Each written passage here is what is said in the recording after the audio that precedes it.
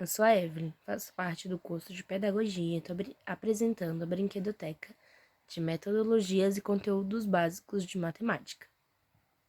Então, o nosso tema é Contando com Palitos. Nós vamos desenvolver um jogo onde as crianças vão ser divididas em grupos de 5. Então, nós vamos fazer primeiro uma demonstração de como vamos fazer este jogo. A gente vai montar uma conta, por exemplo, 2 menos 5. Então, quanto que ficaria? Qual o resultado, né? Então, a gente, com os palitos, nós vamos contar quantos ficariam. Outro exemplo, é 5 mais 2. Nós poderíamos fazer também esse exemplo e a gente vai contar com os palitos. Mas, nós botamos também algumas regras nos jogos, né? Se vão ser 5 crianças e uma delas vai fazer uma conta e as 4 restantes vão tentar resolver, quando eu for passar a vez para o próximo fazer a conta, ela não pode usar os mesmos dois números sequenciais.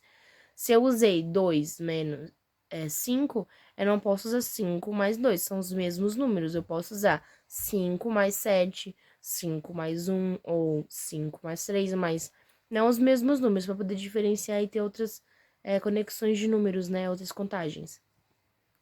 O tempo necessário do trabalho nós colocamos entre 10 a 15 minutos. Seria algumas contas de mais e menos, não mais difíceis que isso. Seria grupos de 5, né? Então, nós iremos distribuir o material entre os grupos. Seria uma prática em que os grupos estariam praticando ao mesmo tempo, né? E por ser uma faixa etária entre 4 a 5 anos, eles já são um pouco mais mocinhos, né? Eles conseguem fazer atividades mais concentradas, o tempo de concentração deles é bem maior. Então, a gente botou de 10 a 15 minutos, que não nós imaginamos que seria utilizado esse tempo, tá? O material utilizado para fazer esse jogo seria palitos, pode ser de dente, fósforo, pode ser palitos de picolé, da escolha, né? Seria papelão, caneta, tesoura, papel colorido e tintas de cores primárias, né? Aí na montagem, primeiro você pintaria os palitos de cores de tintas e deixaria secando. Aí, para fazer os números e os sinais matemáticos, você recortaria o papelão em formatos de quadrado, mais ou menos de circunferência, né? Aí você colocaria os números separados, né? Em cada papel, de 1 a 10 e os sinais mais, menos e igual. Você colocaria, então, esses números nos quadrados de papelão, onde você faria as fichas, né, dos números e dos sinais matemáticos. Aí, para guardar esse material, você pode selecionar uma caixa da sua escolha. Pode ser caixa de sapato, caixa de plástico ou uma lata, não tem problema. Então, nós colocando a criança em local de montar o problema e no local de resolver o problema, a gente vai dar para ela um desenvolvimento de algumas habilidades operatórias, que é o nosso objetivo, como observação, onde ele vai observar onde que está o problema, o que está errado, o que está certo, né? No compreender, ele vai compreender onde está o problema e como que ele irá solucionar. O comparar, que é comparar os palitinhos na contagem com os números que ele está acostumado a contar nos dedos, ou ele ver os números 1, 2, 3, ele vai comparar nos palitinhos de picolé. No separar e reunir, onde ele vai separar os palitinhos da caixa entre os outros para reunir na contagem, né? Grupos de 5, grupos de 2, ele vai fazer essa habilidade também. No de transferir, é o transferir o conhecimento dele, né?